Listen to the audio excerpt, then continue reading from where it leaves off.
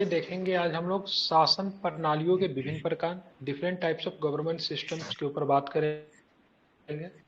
समझेंगे, तरीका को समझेंगे किस तरीके से काम करती है। पॉलिटी आपका समझ को विकसित करता है, देश में शासन प्रशासन को समझने में आपकी मदद करता है। ठीक है, आप देखेंगे डिफरेंट टाइप्स ऑफ गवर्नमेंट के बारे में हम लोग समझेंगे। तो यहाँ पे देखेंगे राजनीतिक व्यवस्था दुनिया में हर समाज में हमेशा से रही है। ठीक है, वर्तमान समय की बात नहीं है, आज से पहले भी मतलब राजनीतिक व्यवस्था रही है, भले ही उसका फॉर्म अलग हो सकता है। आप चले जाए, आपने रामायण देखा है, रामायण में भी देखिएगा तो अयोध्या का राज हुआ करता था। महाभारत में भी आप देखते हैं तो मतलब क्या था, कुरु राजवंश के बारे में वहां पर भी दिखाया हुआ है। और हस्तिनापुर को लेकर मतलब क्या होता है, संघर्ष होता है। ठीक है, तो राजनीतिक व्यवस्था दुनिया में हर समाज में हमेशा से मौजूद रही है। ठीक है, किंतु सरकारों या शासन प्रणाली की संरचना हमेशा से एक सी नहीं रही है। बट अगर बात करेंगे सरकार के मतलब कार्य करने की तरीका या संरचना हमेशा से एक जैसी आपको नहीं देखने को मिलती है। ठीक है, शासन प्रणालियों के विभिन्न रूप देखे जाते हैं जो वर्तमान में भी मौजूद है, इसे निम्नलिखित रूप में वर्गीकृत किया जाता है। ठीक है, अब देखेंगे हम लोग शासन प्रणालियों के प्रकार के ऊपर जब हम बात करेंगे। ठीक है, किस पे बात करेंगे, शासन प्रणालियों के प्रकार के ऊपर जब हम बात करेंगे तो सबसे पहला आता है राजतंत्र। क्या आता है, राजतंत्र आता है। ठीक है, राजतंत्र को क्या करते हैं, दो पार्ट में हम लोग विभक्त कर लेते हैं। जहां पे नहीं समझ में आइएगा बताइएगा, कॉन्सेप्ट टॉक है। ठीक है, इसमें आप आपको कॉन्सेप्ट देंगे ताकि चीजों को समझने में आपको हेल्प मिलेगी। ठीक है, तो यहाँ पे राजतंत्र को दो भागों में विभाजित करते हैं, एक होता है वंशागुणित राजतंत्र और दूसरा क्या होता है, संसदीय राजतंत्र। क्या होता है दूसरा, संसदीय राजतंत्र होता है। ठीक है, आप आते हैं लोकतंत्र के ऊपर बात करते हैं। ठीक है, तो लोकतंत्र की बात करेंगे, लोकतंत्र दो प्रकार का होता है। ठीक है, आप बोलोगे सर लोकतंत्र दो प्रकार का कौन कौन होता है, एक होता है मतलब प्रत्यक्ष लोकतंत्र और दूसरा क्या होता है, अप्रत्यक्ष लोकतंत्र। ठीक है, नोट भी बना लीजिए, जिनको बनाना मेंस पीटी सब में काम करेगा। कॉन्सेप्ट ऑफ का क्लास है, बढ़िया लगेगा। ठीक है, तो दो तरह का लोकतंत्र होता है, एक क्या होता है प्रत्यक्ष लोकतंत्र, दूसरा होता है क्या होता है, अप्रत्यक्ष लोकतंत्र। आप चलेंगे राजनीतिक प्रणाली के आधार पर, अगर लोकतंत्र कहेंगे ना, राजनीतिक प्रणाली के आधार पर लोकतंत्र, लोकतंत्र को तीन भागों में बांट देते हैं। ठीक है, एक जो होता है क्या होता है, एक संसदीय लोकतंत्र होता है, एक होता है अध्यक्षीय लोकतंत्र होता है और दूसरा जो होता है समाजवादी लोकतंत्र होता है। ठीक है, तो ये हमने आपको क्या बताया था, हमने आपको यहाँ पे शासन प्रणालियों के प्रकार बताया। ठीक है, अब हम लोगों ने पढ़ा राजतंत्र। राजतंत्र में दो प्रकार के राजतंत्र आप लोगों ने पढ़ा, एक कौन सा पढ़ रहा है, एक जो पढ़ा तो वंशागुणित राजतंत्र, दूसरा आपने क्या पढ़ा, संसदीय राजतंत्र पढ़ा है। ठीक है, तो राजतंत्र की बात करेंगे तो राजतंत्र की बात करेंगे तो ये प्राचीन शासन प्रणाली है। ठीक है, सबसे पहले शासन प्रणाली जो विकसित जो हुई थी वो राजतंत्र ही थी। कौन थी, सबसे पहले जो शासन प्रणाली जो विकसित हुई शासन प्रणाली कौन थी, क्या बताएंगे, तो राजतंत्र। राजतंत्र थी। ठीक है, वर्तमान में कुछ सुधारों के साथ अभी भी कई देशों में लागू है। ठीक है, अभी भी राजतंत्र कई देशों में आपको लागू देखने को मिलते हैं, लेकिन पहले जैसा राजतंत्र नहीं था। ठीक है, पहले राजा क्या कहता था, जो चाहता था वो कर देता था, जिसको भी मनो फांसी दे देता था, जो मन करता था सो करता था। अभी भी राजतंत्र कुछ देशों में मौजूद है, लेकिन पहले की तरह नहीं है। ठीक है, इस पे राजतंत्र पे बहुत अधिक तक अंकुश लगा दिया गया, नाम मात्र के राजतंत्र आपको देखने को मिलता है। अब बोलेंगे सर राजतंत्र किस प्रकार के राजतंत्र। ठीक है, तो आप यहाँ पे देखोगे सबसे पहले राजतंत्र की बात करेंगे, एक होता है वंशागुणित राजतंत्र होता है, मतलब राजा है, राजा का बेटा फिर से राजा बन जाएगा। ठीक है, तो उसको बोलेंगे वंशागुणित राजतंत्र। जब शासन की संपूर्ण शक्तियां वंशागुणित रूप में एक ही व्यक्ति के हाथों में केंद्रित होती है, तो ऐसे शासन को राजतंत्र या फिर तानाशाही कहा जाता है। उदाहरण सऊदी अरब की बात करेंगे या बुरनई। ठीक है, यहाँ पे मतलब क्या देखने को मिलता है, तो यहाँ पे वंशागुणित राजतंत्र देखने को मिलता है। ठीक है, लेकिन दूसरा राजतंत्र जो होता है संसदीय राजतंत्र होता है। आप बोलेंगे सर संसदीय राजतंत्र कैसा होता है, तो संसदीय राजतंत्रात्मक शासन प्रणाली में राष्ट्राध्यक्ष का महत्व सिर्फ प्रतीकात्मक होता है, केवल वह नाम मात्र का होता है। ठीक है, संसदीय राजतंत्र में, ठीक है, बात करेंगे राजतंत्रात्मक शासन प्रणाली में राष्ट्राध्यक्ष जो होता है, जो राजा जो होता है, केवल प्रतीक नाम का होता है, केवल वह नाम मात्र का होता है। ठीक है, वास्तव में उसका शासन पे कोई भी प्रभाव नहीं रहता है। जैसे बात करेंगे ब्रिटेन में, ब्रिटेन का राजा होता है, फिर रानी होता है, जिसको हम लोग ब्रिटेन क्राउन कहते हैं, तो वह केवल नाम मात्र का है, उसका कोई भी रोल मतलब शासन या फिर प्रशासन में नहीं होता है। ठीक है, ध्यान रखो किस लिए है, तो केवल वह नाम मात्र का है, केवल वह प्रतीक के रूप में है। ठीक है, वास्तविक हेड कौन होता है, तो ब्रिटेन के जो प्रधानमंत्री जो होते हैं वही मतलब क्या होते हैं, वास्तविक हेड होते हैं। ठीक है, तो राजतंत्र मैंने आपको बताया, एक होता है वंशागुणित राजतंत्र और दूसरा जो होता है संसदीय राजतंत्र। आप चलेंगे हम लोग डेमोक्रेसी को समझेंगे। ठीक है, लोकतंत्र की बोलेंगे, लोकतंत्र की बात करेंगे तो आधुनिक शासन प्रणाली आपको लोकतंत्र आपको देखने को मिलते हैं, जबकि राजतंत्र क्या है, सबसे अधिक मतलब क्या है, प्राचीन है। ठीक है, तो आप देखोगे लोकतंत्र की बात करेंगे तो शासन की वह प्रणाली जिसमें संपूर्ण शक्ति जनता के हाथों में केंद्रित होती है, वैसे शासन व्यवस्था को क्या बोलते हैं, तो लोकतंत्र बोलते हैं। क्या बोलते हैं ऐसे शासन व्यवस्था को, तो ऐसा शासन व्यवस्था का लोकतंत्र बोलते हैं। इसको लोकप्रिय रूप में जनतंत्र भी कहते हैं या फिर प्रजातंत्र भी कहते हैं। क्या बोलते हैं, लोकतंत्र का अन्य नाम क्या होता है, तो ध्यान में रखेंगे तो क्या होता है, लोकतंत्र का अन्य नाम जनतंत्र या फिर प्रजातंत्र बोलते हैं। तो लोकतंत्र में शासन प्रणाली की सारी मतलब बागडोर किसके हाथों में होती है, जनता के हाथों में होती है। ठीक है, जनता के हाथ में। वर्तमान समय की बात करेंगे तो अधिकांश देशों में यही राज्य व्यवस्था आपको देखने को मिलेगा, मतलब लोकतांत्रिक राज्य व्यवस्था के रूप में सरकार जो है वर्तमान में अधिक से अधिक देशों में आपको देखने को मिलती है। ठीक है, और लेकिन लोकतंत्र को भी जनता और शासन के संपर्क के आधार पर दो प्रकार से हम लोकतंत्र को विभाजित करते हैं। सबसे पहला बोलेंगे प्रत्यक्ष लोकतंत्र। आप समझेंगे, यहाँ पे आपको थोड़ा समझने की जरूरत है, इसको जरा आपको ध्यान से समझेंगे। ठीक है, सबसे पहले की बात करेंगे प्रत्यक्ष लोकतंत्र। तो देखेंगे इस शासन प्रणाली में जनता सीधे, ठीक है, शासन प्रणाली में पार्टिसिपेट करती है। इसमें मतलब जनता का डायरेक्ट मतलब क्या होता है, पार्टिसिपेशन होता है। ठीक है, आप बोलेंगे सर कैसे होता है, तो देखेंगे प्राचीन यूनान के नगर राज्यों में ऐसी व्यवस्था दिखाई पड़ती है। इनमें किसी भी महत्वपूर्ण मुद्दे के लिए सभी स्वतंत्र नागरिक की बैठक होती थी और उसमें बहुमत की राय के आधार पर निर्णय ले लिया जाता, जैसे वर्तमान व्यवस्था कहेंगे स्विट्जरलैंड। तो प्राचीन यूनान राज्य में जनसंख्या कम थी, किसी भी इंपॉर्टेंट मैटर पे जैसे बात विवाद किया जाता था।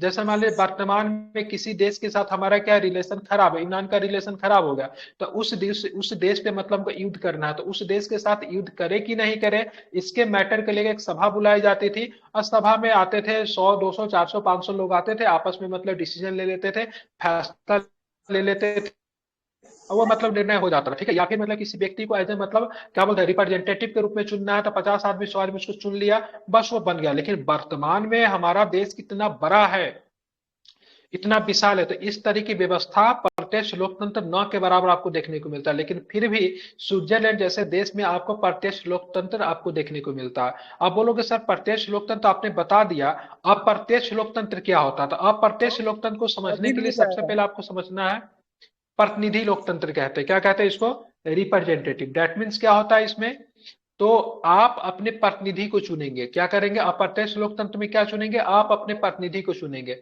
दैट मीन्स बात करने का, आप विधायक को चुनते हैं, आप मतलब संसद को चुनते हैं। विधायक और संसद क्या होता है, आपका प्रतिनिधि है।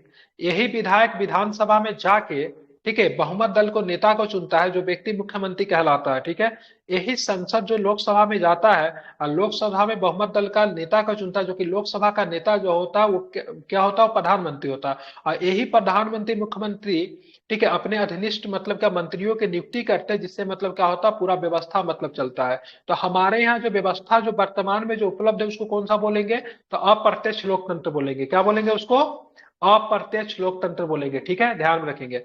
अप्रत्यक्ष लोकतंत्र को कौन सा लोकतंत्र कहा जाता है, प्रतिनिधि लोकतंत्र कहा जाता है। अगर नहीं समझ में आ रहा तो बोलिए, और भी अच्छे से समझाता हूं, या फिर कहीं पर भी मतलब दिक्कत हो रही है तो बोल सकते, कोई दिक्कत हो रहा है। नहीं सर। हमारे यहाँ कौन सा लोकतंत्र है, अप्रत्यक्ष। अप्रत्यक्ष लोकतंत्र में शासन कौन करेगा, मौसा जी, तो जनता के प्रतिनिधि। क्या चुनेंगे, जनता का जनता प्रतिनिधि। के ठीक है, प्रतिनिधि। हम किसको चुनेंगे, हम प्रधानमंत्री को थोड़ी ना चुनते हैं, हम राष्ट्रपति को चुनते हैं, नहीं चुनते। प्रधानमंत्री वोट में कभी खड़ा होते नहीं होते हैं। राष्ट्रपति को देखे कभी चुनाव में खड़ा होते नहीं होते हैं। क्या होते हैं, विधानसभा के सदस्य जो होते हैं मतलब विधायक खड़ा होते चुनाव में।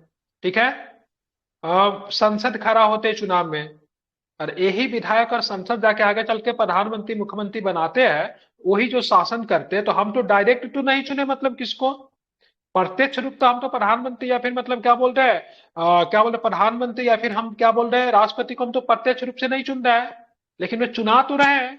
तो कैसे चुना रहे हैं, वो चुना रहे हैं तो कैसे चुना रहे हैं, हमारे प्रतिनिधियों के द्वारा चुना रहे हैं। ठीक है, इसीलिए हमारे यहाँ अप्रत्यक्ष लोकतंत्र है, और इसको प्रतिनिधि लोकतंत्र ही इसलिए कहते हैं क्योंकि जनता के द्वारा जो प्रतिनिधि जो चुने जो होते हैं, वही चल के आगे चल के मतलब जाएंगे तो शासक को चुनेंगे या फिर प्रमुख को चुनेंगे। उसके आधार पर मतलब क्या होता है, देश का शासन या फिर प्रशासन चलता है। ठीक है, अब देखेंगे इसको थोड़ा किताबी भाषा में भी जरा समझ लेते हैं।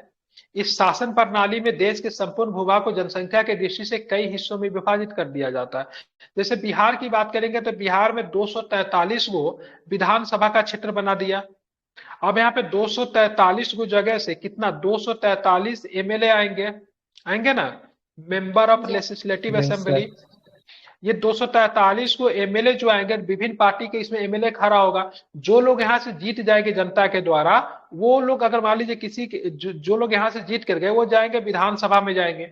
अब विधानसभा में जाकर मतलब क्या करेंगे, अपने नेता को चुनेंगे। अब वही नेता जो क्या होगा, मुख्यमंत्री कहलाएगा। अब मुख्यमंत्री क्या करेगा, अपने मंत्रियों की नियुक्ति करेगा, उसके हिसाब से मतलब क्या होगा, प्रशासन चलेगी। चलेगी कि नहीं चलेगी? तो जी सर इसीलिए हम चलेगी। कहते हैं कि लोकतंत्र में क्या होता है, लोकतंत्र दो प्रकार के होते हैं। हमारे यहाँ जो लोकतंत्र है, हमारा देश बड़ा है, तो हमारे यहाँ प्रतिनिधि लोकतंत्र है। क्या है ये? प्रतिनिधि लोकतंत्र, समझिए इसको, ठीक है। और प्रत्येक हिस्से की जनता अपने प्रतिनिधि को चुनकर भेजती है। इस प्रकार जनता द्वारा चुने गए प्रतिनिधि मिलकर शासन व्यवस्था का संचालन करते हैं। ऐसी व्यवस्था उन देशों में लागू की जहां की जनसंख्या इतनी अधिक है, वहां के सभी नागरिक एक साथ बैठकर निर्णय नहीं ले सकते हैं, ठीक है। जैसा कि हम लोग कहाँ पे ले, प्राचीन यूनान में ले रहे थे, या फिर स्विट्जरलैंड में ले रहे थे, यहाँ पे नहीं ले सकता है। भारत में वर्तमान में प्रत्यक्ष लोकतंत्र की व्यवस्था लागू नहीं है, किंतु पिछले कुछ वर्षों में चुनाव सुधारों के पक्ष में चलने वाला आंदोलनों ने ऐसी कुछ मांगे रखी है। हाल में अन्ना हजारे द्वारा चलाए गए जन लोकपाल आंदोलन के माध्यम से भी ऐसी कुछ मांगे प्रस्तुत की गई है। वापस बुलाने का अधिकार, ठीक है, खारिज करने का अधिकार, सूचना का अधिकार, पंचायतों को अधिक शक्ति देने का प्रस्ताव, समाज द्वारा नए कानून पहल करने की कोशिश जैसे कई मुद्दे इसमें क्या होते हैं, शामिल होता है। आप बोलोगे सर पंचायत में किस तरीके से डेमोक्रेसी चलता है, तो पंचायत में बात करेंगे तो पंचायत में आपको प्रत्यक्ष लोकतंत्र भी आपको देखने को मिलता है। बोलोगे सर पंचायत में प्रत्यक्ष लोकतंत्र कैसे देखेंगे, तो बिल्कुल पंचायत में जो मुखिया जो होता है उसको आप लोग डायरेक्ट चुन लेते हो, सरपंच को आप लोग डायरेक्ट चुन लेते हो, वार्ड पार्षद भी डायरेक्ट चुने जाते हैं, ठीक है। तो पंचायत में आपको प्रत्यक्ष लोकतंत्र की भूमिका देखने को मिलती है। लेकिन पंचायत में अप्रत्यक्ष लोकतंत्र की भी भूमिका है, साथ में प्रत्यक्ष भी है, ठीक है। लेकिन भारत में आप जी सर। देखोगे राष्ट्रपति का चुनाव जो होता है, प्रधानमंत्री नियुक्त किए जाते हैं, तो ये सारे के सारे मतलब अप्रत्यक्ष तरीके से ही मतलब होते हैं, ठीक है। ध्यान में इसको रखेंगे। तो यहाँ पे मैंने आपको दो चीजें पढ़ा दिया। सबसे पहले बताया राजतंत्र में एक होता वंशागुणित राजतंत्र और दूसरा होता संसदीय राजतंत्र। संसदीय राजतंत्र कहाँ है, क्या बताया था आप लोगों ने संसदीय राजतंत्र? अभी तो बताया, अभी भूल गए। यूके में यूनाइटेड किंगडम, इंग्लैंड में क्या है, यूके। ब्रिटेन में संसदीय राजतंत्र है ना वहां पे, ठीक है। जी सर। बुरनई की बात करेंगे, सऊदी अरब की बात करेंगे तो वंशागुणित राजतंत्र है। प्रत्यक्ष लोकतंत्र कहाँ पे बताए थे? ये तो प्रत्यक्ष लोकतंत्र कहाँ पे है? स्विट्जरलैंड में। कहाँ पे है? स्विट्जरलैंड में, ठीक है। स्विट्जरलैंड में प्रत्यक्ष लोकतंत्र है, ठीक है। अगर अप्रत्यक्ष लोकतंत्र बोलेगा तो अप्रत्यक्ष लोकतंत्र कहाँ पे होगा? अधिकांश देशों में अप्रत्यक्ष लोकतंत्र ही होगा। जैसे भारत में कौन सा लोकतंत्र है, तो अप्रत्यक्ष लोकतंत्र है। कैसा लोकतंत्र है? अप्रत्यक्ष लोकतंत्र है, ठीक है। समझिए इसको, ठीक है। ये सब किताब में नहीं समझने को मिलेगा, किताब में केवल ऑब्जेक्टिव रहेगा, उससे आपका कॉन्सेप्ट कभी भी नहीं बेहतर होगा, ठीक है। अब हम चलेंगे यहाँ पे देखेंगे।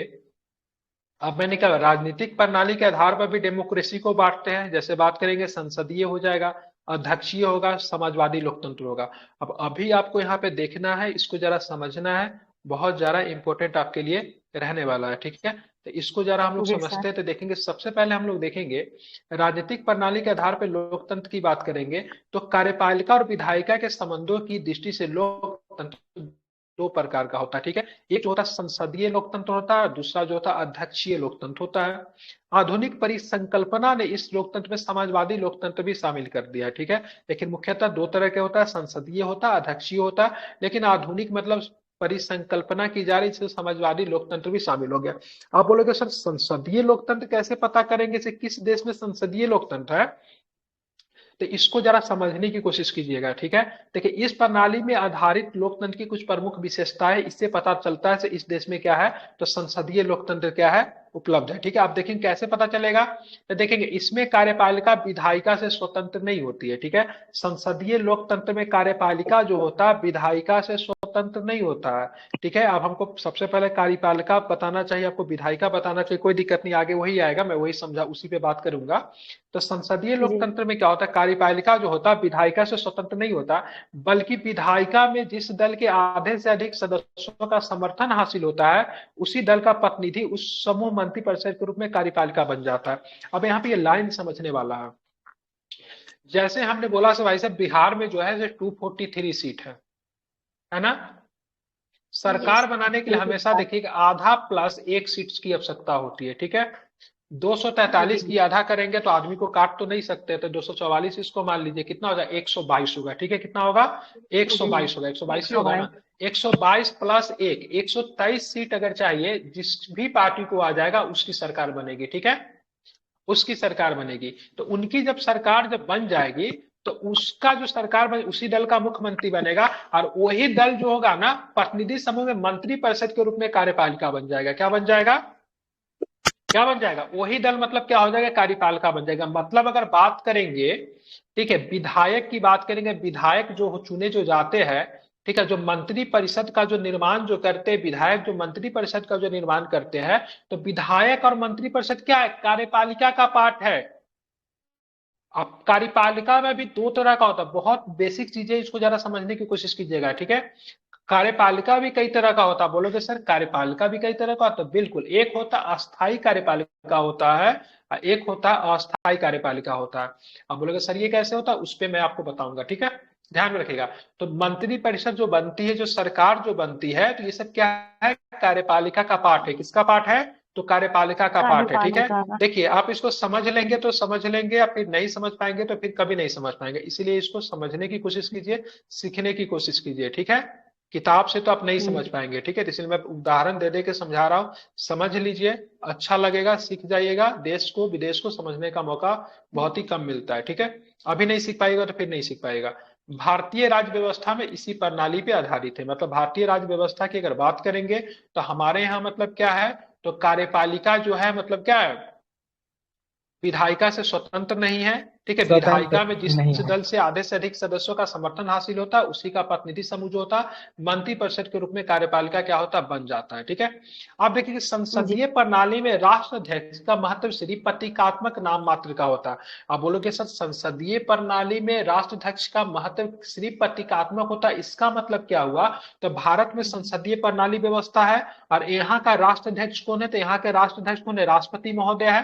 राष्ट्रपति जी महोदय केवल प्रतीकात्मक रूप में है, वो शासन का अध्यक्ष, शासन का मतलब हेड नहीं होता है। शासन चलाने की जिम्मेवारी किसकी होती है, तो प्रधानमंत्री की होती है। मतलब प्रतीकात्मक रूप से प्रमुख कौन है, राष्ट्र के प्रमुख कौन है, तो राष्ट्रपति है। ठीक है, लेकिन राष्ट्रपति। वास्तविक रूप से प्रमुख कौन है, वास्तविक रूप से प्रमुख की बात प्रधानमंत्री। करेंगे तो प्रधानमंत्री होता है। ठीक है, वास्तविक रूप जी से, सर। ठीक है, राष्ट्र देश के शासन पे कोई प्रभाव नहीं होता।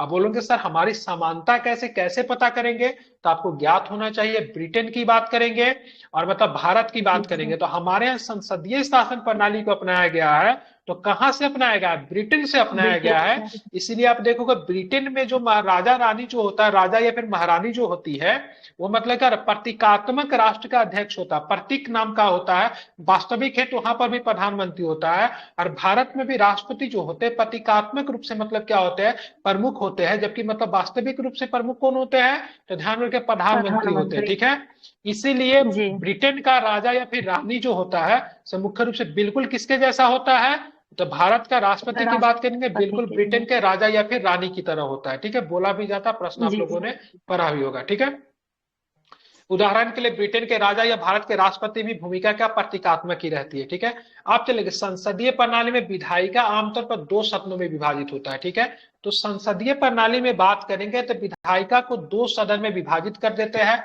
एक जो होता उच्च सदन, जो आमतौर पर विभिन्न प्रांतों में प्रतिनिधित्व देने या फिर ऐसे गणमान्य नागरिकों तथा विद्वानों को सांसद बनाने के लिए किया जाता है। ठीक है, जो निर्वाचन प्रक्रिया में या तो रुचि नहीं लेते या फिर व्यवहारिक राजनीति से सहजता महसूस नहीं करते। अब यहाँ पे समझिएगा, अब यहाँ पे बोला गया, मैंने आपको बताया से संसदीय शासन प्रणाली में मुख्यतः दो सदन होते हैं, ठीक है। अब बोलेगे सर दो सदन कौन होता है, तो हमारे यहाँ भी आप देखोगे तो एक जो है हमारे यहाँ जो उच्च सदन है, क्या बोलते हैं, उच्च सदन। उच्च सदन है, ठीक है। ये क्लास का नाम कॉन्सेप्ट है, ठीक है, इसलिए आपको इसमें क्या मिलेगा, केवल कॉन्सेप्ट ही मिलेगा, क्या, उच्च सदन, ठीक है। दूसरा क्या है, तो दूसरा की बात करेंगे तो दूसरा क्या, निम्न सदन। दूसरा क्या, निम्न सदन। आप बोलोगे सर उच्च सदन बता रहे, निम्न सदन बता, ये सब क्या है, ठीक है। तो निम्न सदन को बोलते हैं लोकसभा बोलते हैं, क्या बोलते हैं हमारे यहाँ निम्न सदन को, क्या बोले देते हैं, लोकसभा बोलते हैं, ठीक है। और बात करें उच्च सदन को क्या बोलते हैं, हमारे यहाँ राज्यसभा बोलते हैं, ठीक है। तो राज्यसभा जो होते हैं एक तरह का प्रतिनिधि सभा है, कैसा सभा है, प्रतिनिधि सभा है, ठीक है। उच्च सदन की बात करेंगे या फिर राज्यसभा की बात करेंगे, बोलेंगे ये प्रतिनिधि सभा है। अब बोलोगे सर ये प्रतिनिधि सभा कैसे है, तो क्या आपने कभी भी राज्यसभा के सदस्यों को चुना है क्या, नहीं चुना। आप किसके सदस्यों को चुनते हैं, तो लोकसभा के सदस्यों को चुनते हैं। आम चुनाव होता है हमारे यहाँ, क्या होता है हमारे यहाँ, आम चुनाव होता है।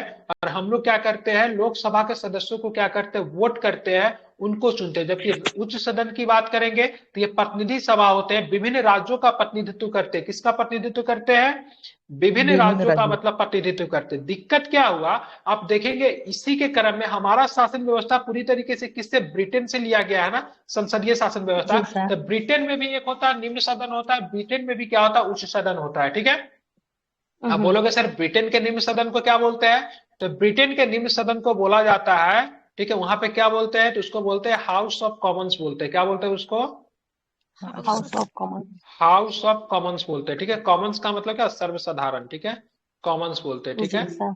आप यहाँ पे देखेंगे उच्च सदन को बोला जाता है हाउस ऑफ लॉर्ड्स बोलते हैं, क्या बोलते हैं, हाउस ऑफ लॉर्ड। ये सब इसमें भी नहीं लिखा हुआ है, ठीक है, हाउस ऑफ लॉर्ड्स बोलते हैं। अब यहाँ पे बोलेंगे, अब यहाँ पे देखिए समाज के बहुत सारे ऐसे लोग जो थे, जो कि मतलब रेगुलर पॉलिटिक्स में नहीं थे, वो पॉलिटिक्स करना भी नहीं चाहते, चुनाव लड़ना भी नहीं चाहते, लेकिन उनकी सहभागिता संसद में होनी चाहिए। तो सभी लोगों ने ब्रिटेन में मतलब विचार किया गया, तो कुछ ऐसा नीति लेकर आते जैसे इन लोग का डायरेक्ट संसद बना दिया जाएगा, वो चुनाव में भी खड़ा नहीं होंगे, ठीक है, ध्यान में रखेंगे। तो ऐसे समाज के गणमान्य लोगों को, गणमान्य नागरिकों को, विद्वानों को संसद बनाने के लिए, ठीक है, यहाँ पे अपर हाउस का गठन किया गया, जिसको उच्च सदन कहते हैं।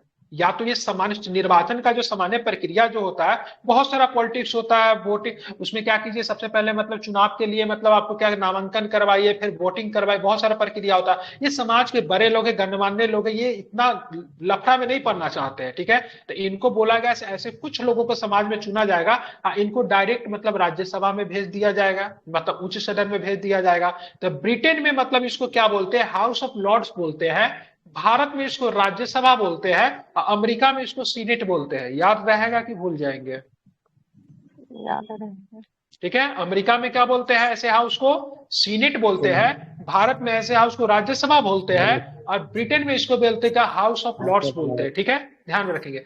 इसके सदस्य डायरेक्ट नहीं चुने जाते, इसके सदस्य क्या होते हैं, प्रतिनिधि के द्वारा चुने जाते। हमारे यहाँ राज्यसभा का सदस्यों का चुनाव किसके आधार पर होता है, तो विधानसभा के सदस्यों के आधार पर होता है। किसके आधार पर होता है, विधानसभा के सदस्यों के आधार पर होता है। साथ में अगर बात करें तो राष्ट्रपति के पास ऐसा पावर होता है, कुछ सदस्यों के, 12 सदस्यों का ऐसे भी वो क्या करते हैं, नामांकन कर देते हैं, ठीक है ना, समझ गए। जबकि बात करेंगे यहाँ पे बात निम्न सदन में, तो यहाँ पे हाउस ऑफ कॉमन्स बोला जाता है ब्रिटेन में। भारत में क्या बोलते हैं इसको, भारत में क्या बोलते हैं, लोकसभा बोलते हैं, राज्यसभा नहीं, हाउस ऑफ कॉमन्स को भारत में लोकसभा जैसा होता है, ठीक है, निम्न सदन की बात हो रही है। अमेरिका में इसको क्या बोलते हैं, कांग्रेस बोलते हैं, क्या बोलते हैं इसको, कांग्रेस बोलते हैं, क्या बोलते हैं इसको, कांग्रेस बोलते हैं, ठीक है, समझ गए। तो मैं 3 देशों का एग्जाम्पल ले रहा हूं, मैंने ब्रिटेन का एग्जाम्पल लिया समझाने के लिए, मैंने अमेरिका का एग्जाम्पल लिया, अब मैंने मतलब आपको समझाने के लिए भारत का एग्जाम्पल लिया, ठीक है। तो समझ गए, ऐसी इसी तरीके से उच्च सदन और निम्न सदन काम करती है, जो कि संसदीय व्यवस्था का पार्ट है। संसदीय व्यवस्था में 2 सदन होता है, एक सदन को उच्च सदन कहते हैं, दूसरे सदन को मतलब क्या कहते हैं, निम्न सदन कहते हैं, ठीक है। उच्च सदन में जो मतलब मेंबर जो चुने जाते हैं चुनावी प्रक्रिया के द्वारा चुने जाते हैं, जबकि निम्न सदन के जो मेंबर जो होते हैं चुनावी प्रक्रिया के द्वारा आते हैं। जबकि उच्च सदन की मेंबर की बात करेंगे तो डायरेक्ट मतलब क्या होता है, प्रतिनिधि के माध्यम से भी मतलब चुन लिए जाते हैं, समझ गए। अब चलेंगे, अब यहाँ पे देखेंगे, जैसे मैंने बताया, संसदीय प्रणाली में राष्ट्र विधानमंडल का कार्यकाल निश्चित होता है। अब संसदीय प्रणाली में विधानमंडल, अब विधानमंडल कहने का मतलब जो है, विधानमंडल कहने का मतलब विधानसभा नहीं, विधानमंडल कहने का मतलब दोनों हाउस, ठीक है, कौन है, दोनों हाउस। विधानमंडल भारत में कौन हो जाएगा, लोकसभा, यहाँ विधानसभा पे क्या हो जाएगा, विधानसभा। राज्यसभा, ठीक है। इनका कार्यकाल क्या हो जाता है, निश्चित होता है, ठीक है। क्या होता है, इनका कार्यकाल क्या निश्चित, जैसे लोकसभा 5 सालों पे विघटन हो जाती है, होती है ना। राज्यसभा कभी विघटन नहीं होते, लेकिन राज्यसभा के सदस्यों का कार्यकाल निश्चित होता है, जो कि क्या होता है, 6 वर्ष होता है, ठीक है। 6 वर्ष ध्यान में का रखेंगे। जी। तो ये मतलब हमेशा के लिए नहीं बनता है, ठीक है, ये एक निश्चित समय के लिए बनता है, एक समय के बाद क्या होता है, ये समाप्त हो जाता है, ठीक है। ध्यान में रखेंगे, ठीक है, समझना है आपको। किंतु राजनीतिक कार्यपालिका अर्थात मंत्रिमंडल को यह हक होता है कि जो चाहे तो राज्य अध्यक्ष को विधानमंडल भंग करने की सलाह देकर नए चुनाव आयोजित कर सकता है। लेकिन अगर मान लीजिए मोदी जी को अभी लगे से देश में चुनाव हो जाना चाहिए, देश में चुनाव अगले साल होना है, लेकिन मोदी जी को अभी लगे देश में अभी चुनाव हो जाना चाहिए, तो मोदी जी राष्ट्रपति महोदय को बोलेंगे, सर राष्ट्रपति महोदय लोकसभा को भंग कर दीजिए और देश में क्या कीजिए, चुनाव करवा दीजिए, ठीक है। तो संसदीय शासन जी प्रणाली, सर। संसदीय शासन प्रणाली में अगर फिर भी कुछ नहीं समझ में आया तो आस्क मी, मैं एक एक चीज आपको बताऊंगा, संसदीय शासन प्रणाली क्या होता है और भी कितने बेहतर तरीके से काम करता है। अगर समझ में आ गया तो हम लोग चलेंगे अध्यक्षीय शासन प्रणाली। संसदीय शासन प्रणाली समझना आसान है, अध्यक्षीय शासन प्रणाली समझना थोड़ा और भी कठिन है, किस तरीके से काम करता है। मैंने संसदीय शासन प्रणाली को समझाने के लिए मैंने भारत की तुलना ब्रिटेन से की, अध्यक्षीय शासन प्रणाली समझने के लिए हम लोग अमेरिका के देश के प्रशासन को समझेंगे, वहां से हमें, ठीक है, अमेरिका में सरकार का क्या रूप है उसको समझेंगे, तब जाके हमारा अध्यक्षीय शासन प्रणाली कंप्लीट होगा। अध्यक्षीय शासन प्रणाली को, ठीक है, प्रेसिडेंटल डेमोक्रेसी कहते हैं, ठीक है। यहाँ पे प्रेसिडेंट के पास बहुत अधिक पावर होता है, जबकि संसदीय शासन प्रणाली में आप क्या देख रहे थे, प्रेसिडेंट क्या था, एक प्रतीक नाम मात्र था, एक प्रतीकात्मक मतलब प्रधान था। प्रेसिडेंट के पास पावर न के बराबर था। वास्तविक हेड जो क्या होता था स्टेट का, वास्तविक हेड की बात करेंगे तो क्या होता, मिनिस्टर होते थे। प्रेसिडेंट की सारी शक्तियों का प्रयोग कौन करते थे, यहाँ पे संसदीय शासन प्रणाली में प्राइम मिनिस्टर करेंगे। राष्ट्रपति क्या एक नाम मात्र का मतलब प्रतीक के रूप में ही मतलब देखे जाएंगे, समझ गए, कोई दिक्कत। जी सर। No sir. अब संसदीय शासन प्रणाली का ठीक उल्टा आपको देखने को मिला अध्यक्षात्मक शासन प्रणाली में।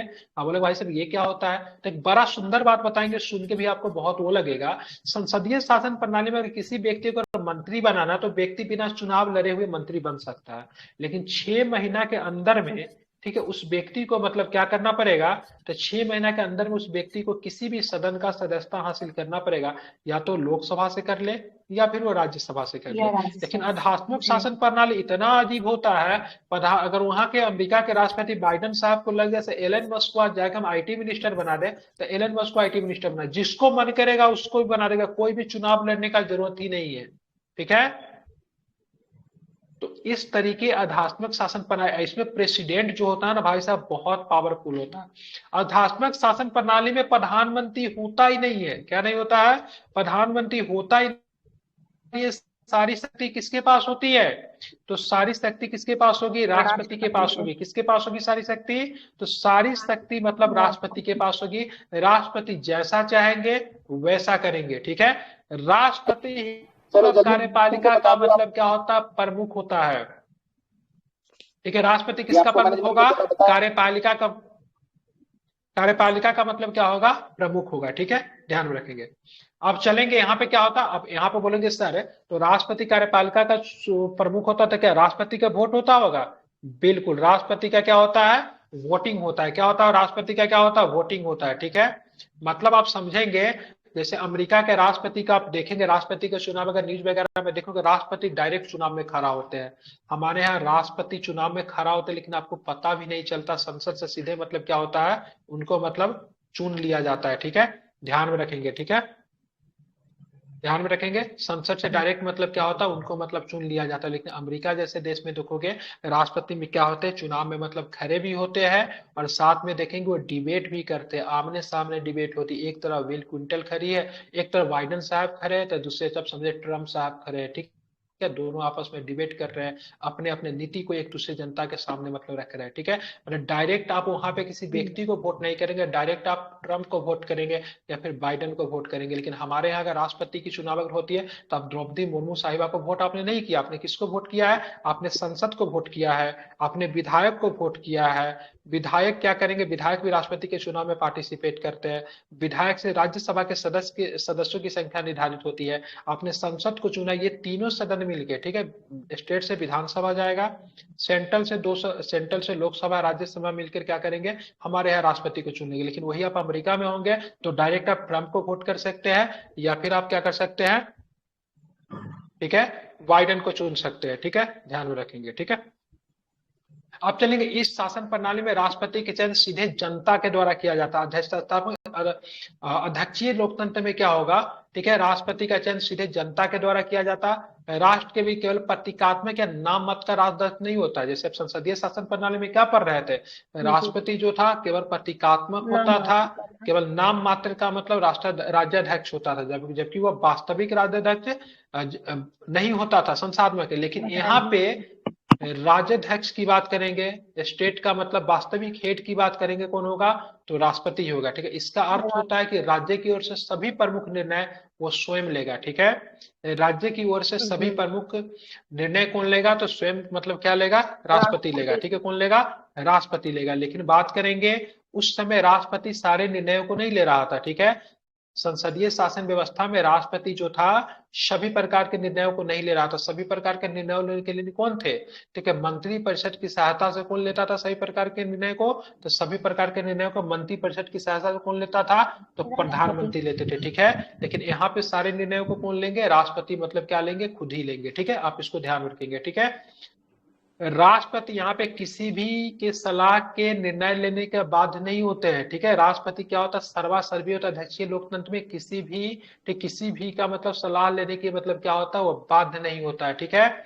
साथ में राष्ट्रपति जो कार्यपालिका का प्रमुख होता है वो विधानमंडल से एकदम पृथक होता है, उसका अंग नहीं होता। जबकि भारत में आप देख रहे थे, भारत में संसदीय व्यवस्था है ना, और संसदीय व्यवस्था में संसद का निर्माण किनके मिलने से होता है? राज्यसभा, लोकसभा और राष्ट्रपति के मिलने से होता है ना।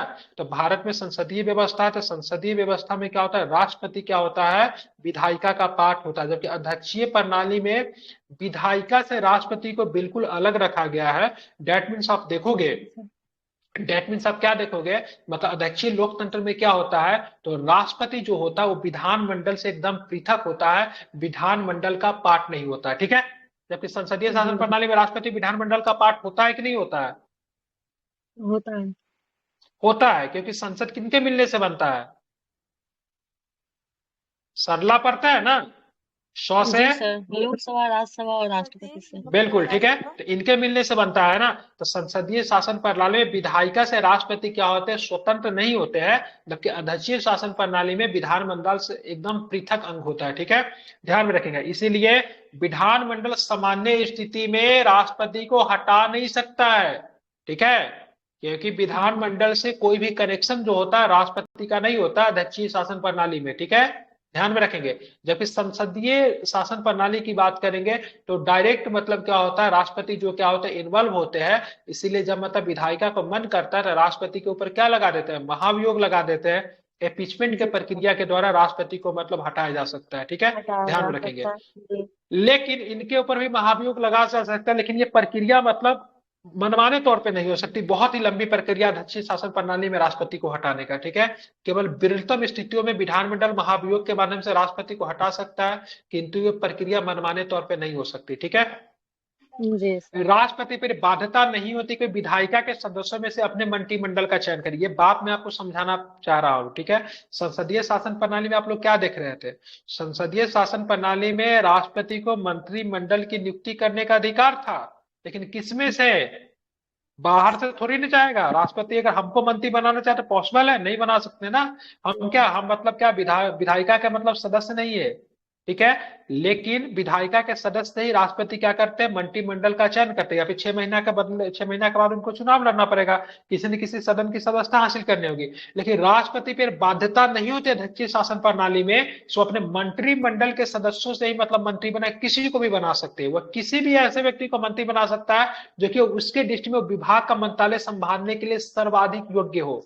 ठीक है, कोई जरूरी नहीं अमेरिका में मतलब मंत्रिमंडल बनने के लिए सीनेट या फिर कांग्रेस का मेंबर होने के लिए, कोई भी व्यक्ति बन सकता है। ठीक है, कोई भी मतलब ही नहीं, कोई भी व्यक्ति विदेश मंत्री बन सकता है, कोई भी व्यक्ति की बात करेंगे तो आईटी मिनिस्टर बन सकता है, कोई भी वाटर एंड रिसोर्स डिपार्टमेंट, किसी को भी, जैसे डिपेंड किसके ऊपर करता है, तो डिपेंड ये किसके ऊपर करता है, तो राष्ट्रपति के ऊपर करता है। किसके ऊपर करता है, राष्ट्रपति राष्ट्रपति के के ऊपर ये ऊपर। पूरी तरीके से मतलब क्या करता है, डिपेंड करता है। ठीक है, आप इसको और भी समझेंगे, चूंकि कार्यपालिका और विधायिका एक दूसरे से पृथक होती है, इसलिए कार्यपालिका के प्रमुख राष्ट्रपति को संसदीय व्यवस्था की तरह यह शक्ति नहीं होती कि वो अपने विवेक के अनुसार विधानमंडल को भर कर सके। अब यहाँ पर अंतर समझिएगा, जी मैंने क्या बताया, संसदीय शासन प्रणाली में क्या होता है, कार्यपालिका और विधायिका को एक साथ काम करना पड़ता है। किसके साथ काम करना पड़ता है, कार्यपालिका और विधायिका को एक साथ काम करना पड़ता है। मतलब कहने का, विधायिका नियम बनाती है। ठीक है, हम समझ लिए विधायिका है, आप समझ लिए कार्यपालिका है। आप बोलोगे सर आप विधायिका जी। है तो आप क्या करोगे, तो मैं नियम बनाऊंगा। मैं क्या बनाऊंगा, नियम बनाऊंगा। आप क्या है, आप कार्यपालिका, हम जो नियम बना के देंगे आप उस नियम को क्या उसका करेंगे, पालन करेंगे। फॉलो करवाएंगे। ठीक है, पालन करवाएंगे। ठीक जी। है, अब कोई व्यक्ति अगर उस नियम को तोड़ेगा तो उसको क्या करेंगे, तो उसको गिरफ्तार कर लेंगे। अब गिरफ्तार करके उसको कहाँ ले जी। जाएंगे, तो उसको ले जाएंगे न्यायपालिका के पास ले जाएंगे। बोलेंगे सर न्यायपालिका क्या होता है, तो न्यायपालिका में कोर्ट आ जाएगा। ठीक है, तो यहाँ पे मैंने जी आपको सर। बताया संसदीय शासन प्रणाली में कार्यपालिका जो होता है विधायिका से मतलब क्या होता है, मुक्त नहीं होता है, विधायिका के अंतर्गत ही कार्यपालिका काम करता है। लेकिन अध्यक्षीय शासन कर प्रणाली में कार्यपालिका और विधायिका बिल्कुल अलग अलग होता है।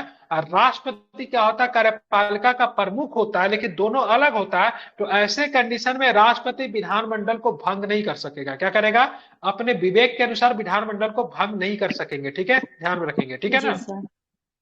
समझ गए। जबकि संसदीय शासन जी। प्रणाली में क्या हो रहा था, चुनाव से पहले भी राष्ट्रपति अगर चाहे तो विधानमंडल को मतलब क्या कर रहा था, भंग कर दे रहा था, कर दे रहा भंग कर था कि नहीं सकता कर दे है। रहा था। जी अब यहाँ सर। पे देखेंगे, आप बोलेंगे सर आप ये बताओ, जब अध्यक्षीय शासन प्रणाली को देखने में ठीक ठाक लग रहा है, फिर जब भारत जब आजाद हुआ तब भारत ने अध्यक्षीय शासन प्रणाली को क्यों नहीं चुना, संसदीय शासन प्रणाली को क्यों चुना। मन तो प्रश्न प्रश्न बनना चाहिए, बीपीएससी के सॉरी यूपीएससी में पूछा भी हुआ प्रश्न है, जब भारत ने हम्म। अध्यक्षीय शासन प्रणाली को क्यों नहीं अपनाया, संसदीय शासन प्रणाली को क्यों अपनाया। देखिए, भारत जब आजाद हुआ तो इस बात को लेकर बड़ा डिबेट हुआ कि किस शासन प्रणाली को अपनाया जाए, अध्यक्षीय शासन प्रणाली को अपनाया जाए या फिर संसदीय शासन प्रणाली को अपनाया जाए। इस बात को लेकर बड़ा लंबा चौड़ा डिबेट हुआ।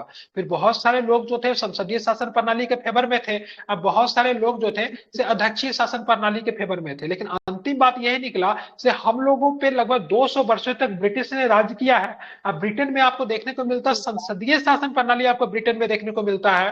ठीक है, अब भारत के लोगों का संसदीय शासन प्रणाली का लत लग चुका है। अब उनको अगर मान लीजिए उनको मतलब कोल्ड ड्रिंक्स में कोको कोला पीने का आदत है, उनको सडन जाके उनको स्प्राइट पिलाएंगे तो फिर उनको अच्छा नहीं लगेगा। ठीक है, मैच तो कर ही जाएगा लेकिन अच्छा नहीं लगेगा। इसीलिए देखा गया ब्रिटेन को संदर्भ में रखते हुए भारत को मतलब क्या किया गया, यहाँ पे संसदीय शासन प्रणाली को मतलब उन्होंने मतलब क्या की अपेक्षा की, संसदीय उसके अध्यक्षीय शासन प्रणाली को न अपनाकर भारत ने संसदीय शासन प्रणाली को अपनाया। ठीक है, अब यहाँ पे एक तो किताबी जी भाषा भी बता देता हूँ। भारतीय संविधान निर्माता इस प्रश्न को लेकर अत्यंत सजग थे कि भारत के लिए अध्यक्षीय शासन प्रणाली बेहतर होगी या फिर संसदीय शासन प्रणाली। ठीक है, काफी सोच विचार किया गया और बाद में उन्होंने जी। संसदीय शासन प्रणाली को चुना। इसके दो कारण थे। पहला कारण, भारतीय जनता को ब्रिटिश शासन के तहत संसदीय प्रणाली का पर्याप्त अनुभव हो चुका था। ठीक है, मतलब भारत में जी। ब्रिटेन जी। सत्ता थी, ब्रिटेन की सत्ता थी और ब्रिटेन में संसदीय शासन प्रणाली प्रचलित थी, तो भारत के लोगों को संसदीय शासन प्रणाली का अभ्यास पहले से हो चुका था। और दूसरा रीजन जी ये सर, था, उसका आदत जब था। भारत के विद्वान क्षेत्रीय सामाजिक को देखते संसदीय प्रणाली प्रतीत हो रहा था। ठीक है, बेहतर ध्यान में होता रखेंगे। था। ठीक है, जी। जबकि मतलब संसदीय शासन प्रणाली को अपनाया गया, किसके जगह पे, तो अध्यक्षीय शासन प्रणाली के जगह पे संसदीय शासन प्रणाली को अपनाया गया। रीजन समझ में आ गया। तो भारत में दोनों जी ऑप्शन था, सर। अध्यक्षीय को अपनाया फिर संसदीय को अपनाया। अब बाद में जाकर किसे अपना लिया गया, तो संसदीय शासन प्रणाली को अपना लिया गया। ठीक है, तो हम जी। लोगों ने यहाँ पे क्या क्या पढ़ लिया, हम लोगों ने आपको बताया, मैंने अभी जस्ट आपको बताया राजतंत्र बताया। राजतंत्र में मैंने आपको क्या बताया, वंशागुणित राजतंत्र बताया, संसदीय राजतंत्र बताया, फिर मैंने आपको बताया लोकतंत्र, लोकतंत्र में प्रत्यक्ष लोकतंत्र बताया, फिर आपको मतलब अप्रत्यक्ष बताया। अब हम लोगों ने पढ़ा राजनीतिक प्रणाली के आधार पर संसदीय लोकतंत्र बता दिया, अध्यक्षीय बता दिया, अब सबसे समाजवादी लोकतंत्र। ये मतलब लोकतंत्र का एक पार्ट है, अभी नया पे आ गया, पहले से ये चीजें उपलब्ध नहीं थी। ठीक है, तो जरा इसको भी समझेंगे। समझा देता हूँ किस देश में समाजवादी लोकतंत्र आपको देखने को मिलता है। ठीक है, आप देखेंगे यहाँ पे समाजवादी लोकतंत्र शासन का वो भाग है जो भूतपूर्व सोवियत संघ में था। ठीक है, वर्तमान में चीन में है। ठीक है, अब देखेंगे, अब इसको ध्यान से समझेंगे। समाजवादी कहने का समाजवादी है, समाजवादी है नहीं। ठीक है, भूतपूर्व सोवियत संघ में था, डेट में यूएसएसआर की बात हो रही है। किसकी बात हो रही है? यूएसएसआर की बात हो रही है। अब वर्तमान में ये शासन व्यवस्था आपको कहाँ देखने को मिलेगी? तो चीन में। वर्तमान में ये शासन व्यवस्था चीन में देखने को मिलेगी। ठीक है, ये समाजवादी है, लेकिन इसको मूल तौर पे इनको साम्यवादी के नाम से भी जानते हैं। समाजवादी दल की तानाशाही के रूप में जाना जाता है। ठीक है, देखने में तो समाजवादी लगता है। ठीक है, लेकिन ये मुख्यतः ऐसी शासन व्यवस्था कैसी होती है? तो तानाशाही होती है। कैसी होती है? तो तानाशाही होती है। कैसी तानाशाही। होती है? तानाशाही होती है। ठीक है, किंतु इन देशों ने साम्यवादी विचार का दावा करते हैं कि वो असली लोकतंत्र उन्हीं के पास है। ठीक है, मतलब एक बहुत गांव में एक देहावत मतलब कहानी है, मतलब अपने सामान को, मतलब अपने दही को कोई भी खट्टा नहीं कहता, वही वाली बात है। ये अपने आप को समाजवादी कहते हैं, ये लोग दावा करते हैं से असली लोकतंत्र जो है यहीं पे, जबकि यहाँ के लोगों को वोट डालने का अधिकार नहीं है। यहाँ के लोग सरकार के खिलाफ बोल नहीं सकते हैं, कोई मीडिया सरकार के खिलाफ कुछ लिख नहीं सकती है। अभी हम चाहे तो मोदी जी का 75 निंदा कर दे, यूट्यूब पे वीडियो बना के, वहां पे जिनपे सी जिनपिंग का कोई निंदा निंदा नहीं कर सकता है। अभी हम चाहे तो जंतर मंतर पे जाकर बैठ के स्ट्राइक करना शुरू कर दे, चीन में या फिर यूएसएसआर में किसी को औकात नहीं से सरकार का मतलब विरोध कर सकता है। ठीक है, तो जी इतना सर। सब होने के बावजूद भी अपने आप को क्या कहते हैं? असली लोकतंत्र जो है किसके पास है? मेरे पास है। ठीक है, मतलब चीन कहता है असली डेमोक्रेसी मेरे पास है, और रसिया कहता है असली डेमोक्रेसी मेरे पास है। लेकिन वास्तविक में क्या है? न तो वहां पे राष्ट्रपति का चुनाव होता है, न तो मतलब प्रधानमंत्री होता है, न मंत्री कोई भी बन जाए, विधायक संसद कोई भी बन जाए, डजेंट मैटर किसके हाथ में सत्ता है, कैसे है, कोई मतलब भी नहीं है। ठीक है, हमारे यहाँ तो फिक्स है ना, कम से कम शासन के प्रमुख जो है राष्ट्रपति है, प्रतीकात्मक रूप से, लेकिन उनका 5 वर्ष के बाद वो बदल जाएंगे। लेकिन चीन में जी। आजीवन चाहे तो जिनपिंग जो है सो राष्ट्रपति बन के रह सकता है, लेकिन फिर भी ये लोग क्या कहते हैं? खुद को क्या समाजवादी कहते कहते हैं? हैं। फिर भी वो कहते हैं हम समाजवादी है। ठीक है, अपने नाम के आगे क्या लगाते हैं? पीआरसी। ठीक है, पीआरसी, चीन का ओरिजिनल नाम की बात करेंगे, पीआरसी। ठीक है, क्या है?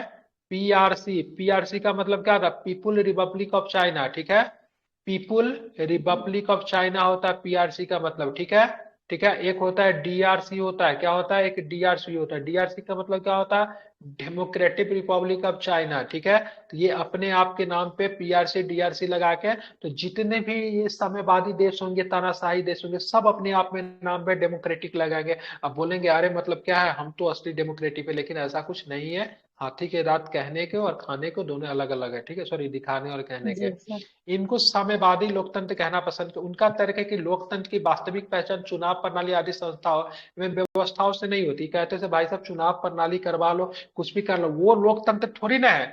बल्कि इस बात से होती है कि शासन के केंद्र में सचमुच आदमी है या नहीं है। ठीक है, उदार लोकतंत्र कहने को लोकतंत्र, किंतु वस्तुतः वह धनतंत्र है। ये मतलब कहते हैं भारत जैसे या फिर मतलब यूरोपियन कंट्री में जो लोकतंत्र जो है, जो अपने आप को लिबरल लोकतंत्र कहते हैं, उदार लोकतंत्र कहते हैं, वो लोकतंत्र है नहीं। ठीक है, वास्तविक रूप से चुनाव में बहुत अधिक पैसे खर्च होते हैं, बहुत अधिक। ठीक है, महंगी शासन व्यवस्था, इसीलिए वो मतलब लोकतंत्र को क्या बोलते हैं? धनतंत्र कहते हैं। ठीक है, क्योंकि अत्यधिक महंगी चुनाव प्रक्रिया के कारण सिर्फ अमीर लोग ही मतलब चुनाव का मतलब खर्च उठा सकते हैं। ठीक है, बाकी जो आम आदमी जो है चुनाव में खड़ा ही नहीं हो सकता, तो इसको लोकतंत्र क्यों कहेंगे? तो इस बात को लेके आप देखेंगे समाजवादी कंट्री, साम्यवादी कहना उचित होगा। साम्यवादी कंट्री क्या कहते हैं सर भाई साहब? वो जो रूस, सॉरी, जो यूरोप में या फिर भारत जैसे डेमोक्रेटिक कंट्री में जो लोकतंत्र है, वो नाम मात्र का लोकतंत्र, लोकतंत्र है ही नहीं, वो क्या है? एक धनतंत्र है। ठीक है, समझ गया? तो मैंने यहाँ पे विभिन्न प्रकार इस तरह का समाजवादी लोकतंत्र कहाँ देखने को मिलेगा? यूएसएसआर में था। चीन में। ठीक है, ठीक है, चीन में है, दोनों जगह पे। ठीक है, ये लोग अपने आप को क्या बोलते हैं? डेमोक्रेटिक कहते हैं, लेकिन है नहीं डेमोक्रेटिक। ठीक है, वहां पे जाके जिनपिंग के जब, अरे जैक मा का नाम आप लोगों ने कुछ दिन पहले सुना होगा, ठीक है, जैक मा, ठीक है, चीन का एक समय का सबसे बड़ा धनी आदमी था, ठीक है। उसने एक दिन मतलब क्या हुआ, एक जैक मा ने क्या किया, एक बार मतलब जिनपिंग के खिलाफ बोल दिया, और चीन में जो मतलब ना बैंकिंग सिस्टम था उसको क्वेश्चन कर दिया, ठीक है। जैक मा भाई साहब ऐसे गायब हुए, साल भर तक मतलब गायब ही रहे, ठीक है। साल भर के बाद पता चला तो पता चला अमेरिका में है, ठीक है, मतलब उनको बंदी बना के लगभग साल भर तक रखा गया, ठीक है। कोविड के समय चीन में क्या हुआ, तो कोविड के समय एक आदमी ने, ठीक है, चीन में कोविड का जो प्लान किया जा रहा है उसको खत्म करने पे, उसमें मतलब जिनपिंग की निंदा कर दी, वो आदमी रातों रात मतलब गायब हो गया, ठीक है। आप वहां पे जी सरकार के बारे में कुछ कह दीजिए, ठीक है, अभी हम टेलीग्राम पे पढ़ा रहे हैं ना, मोदी जी के बारे में 50 निंदा करते हैं, कोई फर्क नहीं पड़ता, लेकिन वही हम चाइना में रहते हैं और जिनपिंग के बारे में अगर कुछ भी उल्टा सीधा बोल देते हैं, जिनपिंग के पास रिकॉर्डिंग चली जाती है फिर किसी भी तरह, तो रातों रात गायब, ठीक है। तो इस तरीके से काम करती है ये जी लोग, और खुद को मतलब क्या बोलते हैं, तो खुद को मतलब डेमोक्रेटिक बोलते हैं, ठीक है। मतलब हाइपोक्रेसी का भी नहीं बोलते हैं, वो लेवल होता है, ठीक है। आप चलेंगे वास्तविक लोकतंत्र के लिए चुनाव आदि प्रपंचों की जरूरत नहीं होती है, कहते हैं जो वास्तविक लोकतंत्र होता है ना उसमें चुनाव उनाव कराने की कोई आवश्यकता नहीं होती है, बल्कि ऐसे शासन की जरूरत होती है जो कि आम जनता के हितों के प्रति अत्यंत मतलब क्या, प्रतिबद्ध हो, ठीक है। इसीलिए साम्यवादी दल की तानाशाही दिखने में चाहे लोकतंत्र के विरुद्ध प्रतीत भला ही होता, भीतरी स्तर पर यही प्रणाली लोकतंत्र के मूल्यों का वहन करती है, ठीक है। देख रही खुद को काउंटर कर रहे हैं, ठीक है। ध्यान तो हो कि इस प्रणाली में एक ही दल होता है, साम्यवादी दल, ठीक है। सबसे पहली के बार हमारे यहाँ क्या मल्टी पार्टी सिस्टम है, क्या है मल्टी पार्टी सिस्टम है, बहुत सारे पार्टी है, राष्ट्रीय पार्टी भी 5-6 प्रकार का है, और सैकड़ों प्रकार के आपको देखेंगे क्षेत्रीय पार्टी देखने को मिलेगी, बिहार में राजद है, जदयू है, लोजपा है, बहुत सारा है, ठीक है। बीजू जनता दल है, उधर उड़ीसा में काम करते हैं, तेलुगु देशम में तमिल इधर तेलुगु क्षेत्र में काम करती है, ठीक है।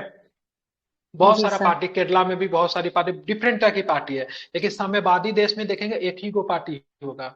अब मान लीजिए जी आप सर। किसी चुनाव में खड़ा होते हैं, ठीक है, और आपके सामने कोई खड़ा ही नहीं होता है, तो आप तो भी, आप ही आपको भी तो जीतेंगे। एक वोट देने का अधिकार है कि नहीं है, खुद ही जीत जी जाएंगे, सर। जीत जाएंगे ना। तो ऐसे साम्यवादी देश जी में क्या होता है, पार्टी होता ही नहीं है, ठीक है, मल्टी पार्टी सिस्टम होता ही नहीं है, ठीक है। शेष दल पे क्या करते हैं लोग, प्रतिबंध लगा देते हैं, ठीक है, बोल देते हैं शेष दल का गठन हो ही नहीं सकता, उस पर क्या करते हैं लोग, प्रतिबंध लगा देते हैं, ठीक है। यदि अन्य दल होते भी है तो उनके अस्तित्व की शर्त होती है कि वे साम्यवादी दल को निर्देशन के अंतर्गत कार्य करेंगे, ठीक है। और बाद में कुछ दल अगर होता भी है तो उनको बोल दे ठीक है तू चुनाव में आ जाओ, कोई दिक्कत नहीं, लेकिन अगर तुम जीत भी जाओगे ना, फिर भी जो मुख्य दल जो है समाजवादी दल, उसके अंदर में रह के ही मतलब क्या करोगे, तो तुम मतलब क्या करोगे, काम करोगे। चीन ऐसी व्यवस्था है, चीन में ऐसी व्यवस्था, वहां पे पार्टी कुछ है, ठीक है, लेकिन मुख्य रूप से पार्टी जो होता है साम्यवादी दल के अंदर ही मतलब काम करता है, ठीक है। जी सर। सामान्यतः समाजवादी लोकतंत्र में आयोजित होने वाले चुनावों में एक ही उम्मीदवार खड़ा होता है, इसलिए चुनाव का शमन हार जीत से नहीं, सिर्फ एक बात से होता है कि चुने गए नेता की लोकप्रियता किस स्तर का है। अब समाजवादी दल में क्या होता है, तो वहां पे देखो कि चुनाव में जो खड़ा होता है ना, एक ही नेता खड़ा होता है, ठीक है। अब जिनपिंग साहब जो है राष्ट्रपति के चुनाव में खड़ा हो जाए, जिनपिंग साहब के सामने कोई है ही नहीं, जिनपिंग साहब के सामने कोई है ही नहीं, तो क्या ही फर्क पड़ता है, जिनपिंग साहब हारेंगे तो कैसे हारेंगे, हारेंगे ही नहीं, ठीक है। लेकिन हाँ जी जिनपिंग सर। साहब कितना वर्षों तक रहेंगे, ठीक है, क्योंकि साम्यवादी दल में तो और भी ना, जिनपिंग साहब की लोकप्रियता निर्भर करेगी कि जिनपिंग साहब कितने सालों तक राष्ट्रपति बन के रहेंगे, पुतिन साहब कितने सालों तक, ठीक है, रूस के राष्ट्रपति बन के रहेंगे, उनकी लोकप्रियता के ऊपर निर्भर करती है, चुनाव प्रणाली का कोई भी असर नहीं है, ठीक है। तो ये मैंने आपको बताया समाजवादी लोकतंत्र या फिर साम्यवादी लोकतंत्र या फिर तानाशाही लोकतंत्र कह लीजिए, तानाशाही या लोकतंत्र एक दूसरे का मतलब क्या है, अपोजिट है, ठीक है, लेकिन विरोध फिर भी करता है। अगर जोड़ देंगे तो कुछ कुछ देशों का एग्जाम्पल आपको निकल कर आ जाएगा, जैसा कि चीन में है, ठीक है, समझ गए। तो यहाँ पर मैंने आपको क्या बताया, शासन का प्रकार बताया, उम्मीद है आप लोग को शासन के प्रकार समझ में आ गई होगी, ठीक है। सॉरी, जी सरकार का सर। प्रकार बताया, शासन का प्रकार नहीं, अब आपको बताऊंगा शासन के प्रकार, टाइप्स ऑफ गवर्नमेंट बताऊंगा, ठीक है। ये समझने में कितने लोगों को दिक्कत हुई या फिर अभी भी मतलब क्या कोई मतलब तकलीफ हुई है समझने में, तो बताइए, मैं इसको क्लियर करूंगा।